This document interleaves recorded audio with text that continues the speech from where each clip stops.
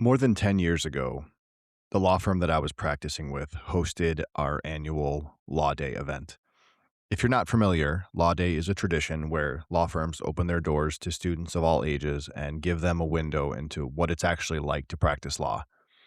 It's a really good thing. Kids get to see the inside of a law firm, sometimes a courtroom. They ask questions. They hear from real attorneys about what goes into the day to day practice of law in a way that provides more realism and texture than TV and movies. For one particular law day, I was one of the lawyers asked to present. There were more than 100 students in the room, all ages, a lot of family members of the 150 lawyers that I worked with. Some of them were clearly interested in learning. Some of them had been dragged there by their parents or aunts or uncles, cousins. And a few of them in the front row were locked in. As we proceeded, it was going well. I was doing fine, talking about some of our cases and the process, what it's like to try a case before a jury, or how do you handle it when a judge gets mad, and trying to give these children a version of the profession that's interesting and accessible. And then one of the boys in the front row raised his hand, and I couldn't tell you how old he was, maybe 10, maybe 12. And he asked me a question that more than a decade later, I still think about. He said, "Have you ever had to represent someone who you knew had done something wrong, and how did that make you feel?" Now, I had been practicing law for more than 5 years at that point. I'd been a prosecutor, I'd been a civil litigator, I'd represented clients in cases where I didn't fundamentally agree with the position at the heart of their case. I had stood in courtrooms and made arguments that I personally found complicated, to put it mildly. So this was not new territory for me personally. But in that moment, the question stopped me dead. Not because I didn't have an answer, but actually, I had never examined the question. I had been practicing law for years, and while doing so, separating my beliefs from my advocacy. And I had never once stopped to think about what that meant or why it mattered. I had drawn a very sharp line between Matt the person and Matt the attorney, and I'd never looked at the line itself. I don't remember what I said exactly, but I fumbled my way through an answer, something about this system and everybody deserving representation. It was fine. It was accurate, but it was not honest enough for how the question had landed on me. Later that day, a senior partner I admired, a man I'd worked with for years and learned from constantly, he found me in the hall. He had been in the room and he asked me quietly why I had struggled with that question. I told him the truth. I'd never really considered it. I had always drawn that sharp line between my personal beliefs and my professional role. If a client needed me to advocate, I advocated. That was the lawyer's hat. I put it on and I did the work. He looked at me and said something that I have carried with me ever since. He said, under our system, every person is entitled to representation. And here's the key: due process. Due process does the heavy work there. Your job isn't to pass judgment on your client. Your job isn't even to believe them completely, although it helps. Your job is to make sure they are treated fairly. Not treated the way you think they deserve, fairly, regardless of what you believe about them, regardless of what they've done, regardless of whether you'd make the same choices or hold the same position. Your job is fairness. That reframe changed my practice of law. But what I've realized in the years since is that it's not just a legal principle, it's a human one. And it is one that is disappearing from almost every corner of modern life. That's why when we come back, I'll be making the case for defending someone you disagree with.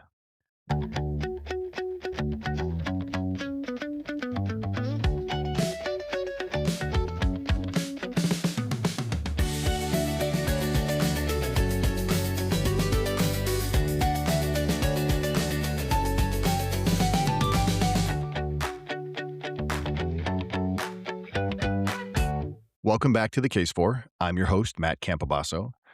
Today's episode is about a principle I learned in the courtroom, but that I think belongs in every room. The principle is this: you don't have to agree with someone to believe they deserve to be treated fairly, and your willingness to stand beside someone whose position you don't share says far more about you than it does about them. This is not a legal episode, although the law is where the idea for today's episode starts. This is an episode about what happens when we stop extending fairness to people we disagree with, whether that's in our families, in our workplaces, in our communities, and in a culture that has increasingly replaced fairness with alignment. If I agree with you, you get my support. If I don't, you're on your own. And I want to challenge that because a world where people only show up for the people they agree with is a world where fairness dies quietly. And I think it is dying right now in plain sight while most of us watch. So let me make the argument. Ladies and gentlemen, the legal system in this country is built on an adversarial model. Two or more sides present their cases. A neutral arbiter decides. And embedded in that system is a principle so fundamental that most people take it for granted. Everyone gets a defense. Everyone.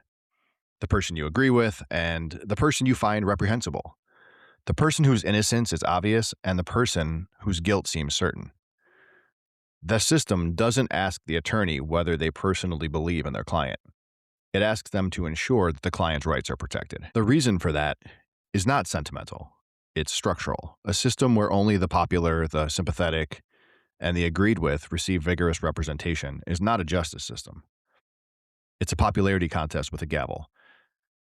So, both in criminal and civil courtrooms, due process exists specifically to protect the people that the crowd has already convicted. Because the crowd is not always right.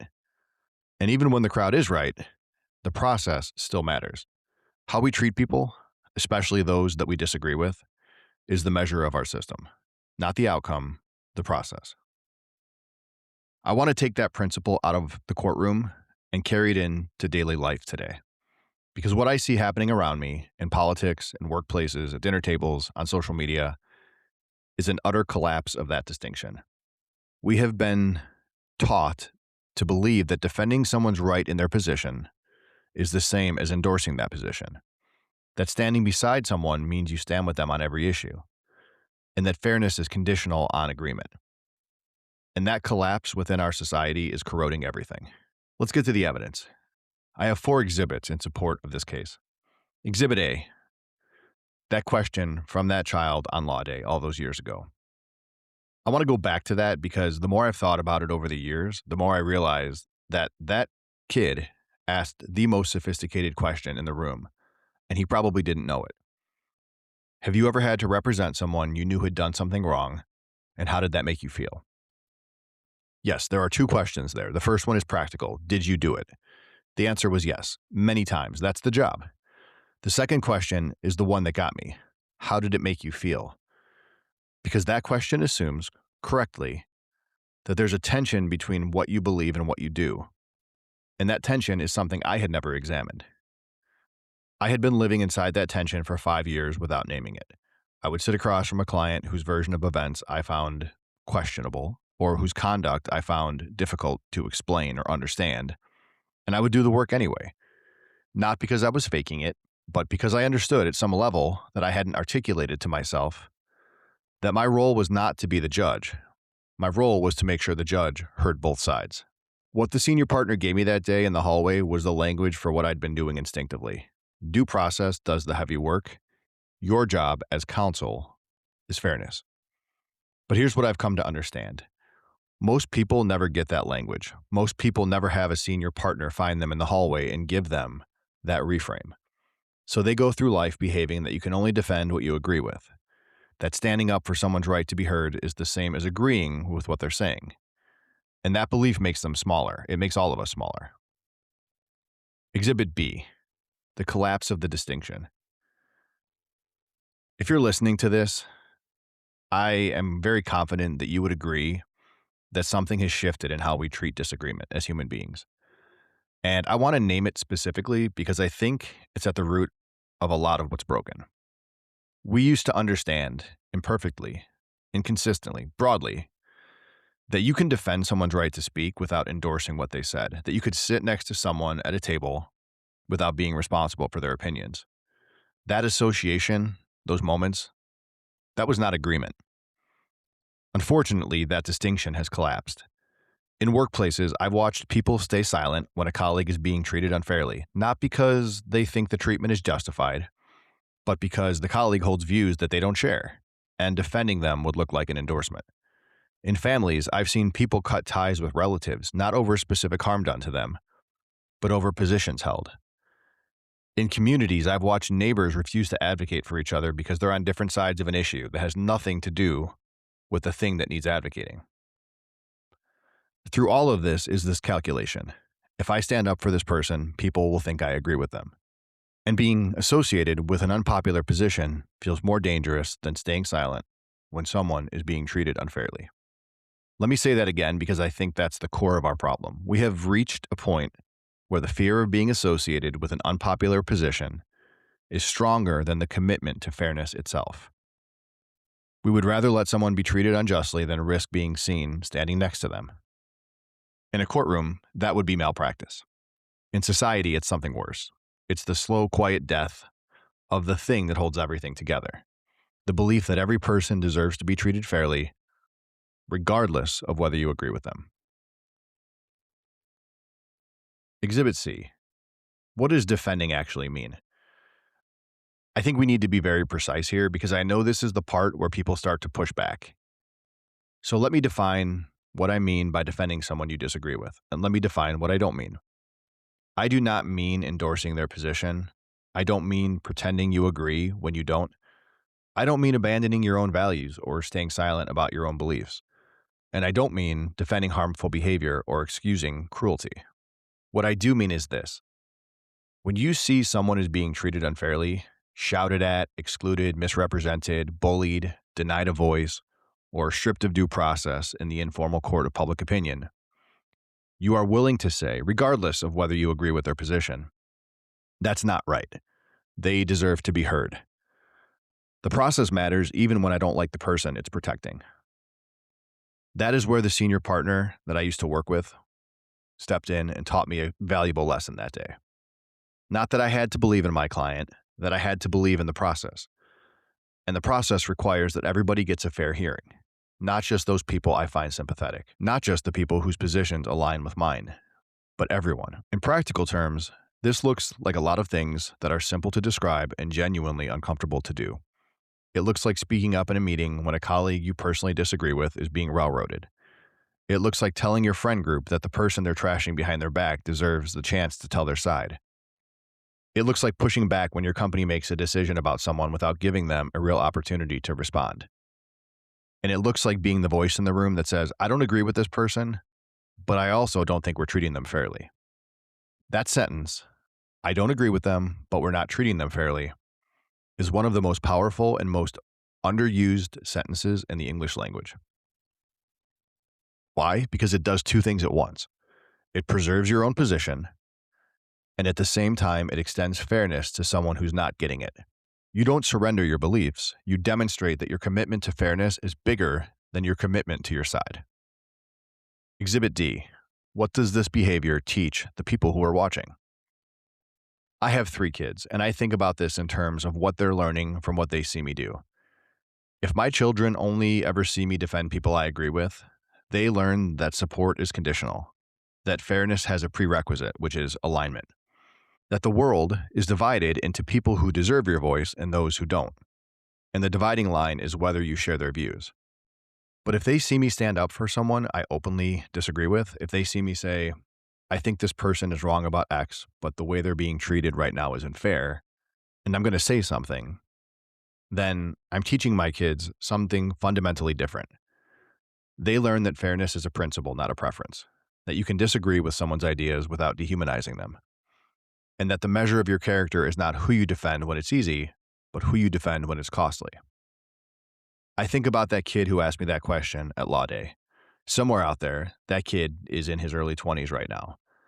And I wonder what he took away from that room. I wonder if the answer I fumbled through taught him anything. And I think about what I wish I had said, which is what the senior partner told me later.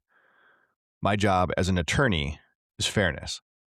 Not belief, not agreement, but fairness. And I sit here today and I realize fairness is not just a lawyer's job, it's everyone's job. The people watching you, your kids, your team, colleagues, community, are learning from what you defend and what you stay silent about. And when you only defend people you agree with, you're teaching them that fairness is transactional. When you defend the people you disagree with, you're teaching them that fairness is structural, that it holds whether or not it's convenient, whether or not it's comfortable, and whether or not the crowd approves. That's the version of fairness that I want my kids to carry. And the only way they learn it is if they see me practice it. I've got 2 objections today that I think hit my case head on. Number 1, there are limits. Some positions are genuinely harmful. You can't defend everyone. Are you saying that I have to stand up for someone who's promoting hate or causing real damage to people? My response is, of course not, and I want to be very clear about that. There is a difference between defending someone's right to be treated fairly and defending the substance of what they're saying. I'm not making the case that every position deserves equal respect. Some positions are just wrong. Some are harmful. And you are never obligated to lend your voice to cruelty or hatred. What I am saying is that even people whose positions you find wrong deserve a process. They deserve to be heard before they're judged. They deserve to have their actual views represented, not a caricature. They deserve the chance to respond. That's not endorsement, that's the floor. That's the minimum standard for how a fair system operates. And if we abandon that floor for the people we disagree with, we've abandoned it for everyone. And that includes ourselves the next time we're the ones on the unpopular side. Objection 2. This is easy for a lawyer to say. You get paid to defend people you disagree with. The rest of us don't have that obligation. Why should I spend my social capital defending someone whose views I think are wrong? Well, the social capital you spend, depending on fairness, is the most valuable investment you'll ever make. Here's why. The people around you are watching. And when they see you defend someone you disagree with, not their position, their right to be treated fairly, they learn something about you that goes deeper than any opinion you've ever expressed. They learn that you're principled, that your sense of what's right isn't contingent on whether it benefits you, and that you can be trusted to be fair even when it's uncomfortable. And one day, you're going to be the one holding an unpopular position. You're going to be the one being misrepresented, shouted at, excluded, judged. And in that moment, the people who show up for you won't be the ones who always agreed with you. They'll be the ones who believe in fairness. And if you've only ever extended fairness to people you agree with, you might find yourself standing alone. So let's proceed to our closing argument. Ladies and gentlemen, here's what I believe. A kid asked me a question in a room full of students more than 10 years ago. And I've been thinking about it ever since. Not because the question was complicated, but because it exposed something I'd been doing without understanding why it mattered. I'd been defending people I disagreed with for years. I had put on the lawyer's hat and advocated, and I'd never stopped to consider the principle underneath, which is that fairness is not conditional on agreement, that due process is not a reward for the sympathetic, that the measure of a system, legal, social, familial, professional, isn't how it treats the people that everybody likes. It's about how it treats the people nobody wanted to stand beside. We are living in a time where that principle is under assault, not by a single law or policy, but rather by a cultural shift that says, if I disagree with you, you don't deserve my fairness. If you hold a position that I find objectionable, you don't deserve my voice. If defending you might make me look bad, you're on your own. And those things add up to the death of due process outside of the courtroom. And it's happening everywhere. At work, in families, online, in communities, in schools. In every space where people have decided that the cost of being associated with the wrong person is higher than the cost of letting that person be treated unfairly. I don't want to live in that world, and I don't want my kids to inherit it. And I don't think you do either. So here's my closing argument. And it's the same thing that senior partner told me in the hallway that day. Your job as a human being is fairness. Not belief, not alignment, not the comfort of only ever standing with the people in the room that are already approved of. Your job as a professional, as a parent, as a citizen, as a human being, is to make sure that the people around you are treated fairly, especially the ones you disagree with, because that's when fairness actually means something. Anybody can defend the popular. That takes nothing. Defending the unpopular, not their position, but their right to be heard, that takes character. And character is what you have when nobody's clapping. I rest my case. So before we wrap up, let's talk about 3 things you can do this week to bring these ideas out of the courtroom and into the real world. First, the fairness sentence. Memorize this. I don't agree with them, but I don't think we're treating them fairly. Practice saying it in a meeting, in a conversation, in a family discussion. That sentence preserves your position while extending fairness to someone who isn't getting it. It costs you nothing except the illusion that silence is neutral. Silence is not neutral. Silence is a vote. Second, the due process test. The next time somebody in your orbit, whether it's someone you work with or in your community, a social circle, is being judged or excluded, condemned, written off, ask yourself 3 questions. Have they been heard? Have their actual views been represented, or has the room convicted a caricature? Have they been given a chance to respond? If the answer to those questions, any of them, is no, then due process has failed. And it doesn't matter whether you agree with them, the process matters regardless. Third, show one kid. If you have children, find a moment this week where you can model this principle out loud. It can be small. A conversation about a classmate they don't like, a news story about someone controversial, a situation at school where someone is being excluded. And say this in front of your child. I don't agree with that person, but they deserve to be treated fairly. And let them hear you say it. Let them see that fairness is not something you reserve for the people you like. It's something you extend to everyone. I promise you that that lesson will outlast anything you'll ever tell them about right and wrong. So that's our case for today. If this one landed with you, and if there's someone in your life right now who you disagree with, but who isn't being treated fairly, and you've been staying silent, I want to hear about it. Or at a minimum, reach out to them and let them know they're not alone. If you want to share, post your thoughts with #TheCase4 and let me know who has been the hardest person for you to defend. And what would it cost you to say they deserve to be heard? Remember, your job is fairness, not belief, not alignment, but fairness. Thanks for tuning in, and remember, whatever your case is, don't be afraid to build it and carry it out into the real world.